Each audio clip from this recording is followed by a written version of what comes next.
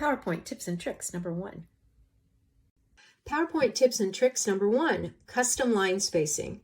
I'm working with a music font here, but this will work with a regular font as well. When you don't want to increase the size of your font, but just the spacing between the lines, try custom line spacing. If we come up here to the line spacing, you see that we're on single space.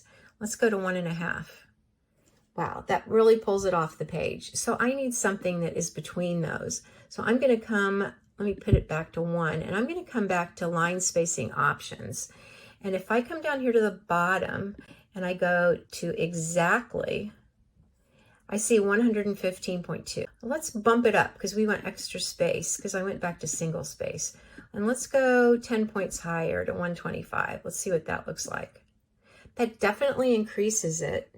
I think we have some space to play with. So let's go back up again, come down to line spacing options, and let's take that to 125 and go up to 130, see what we think. Yeah, I think that does it. It fills the page nicely. Great line spacing. All right, give custom line spacing a try.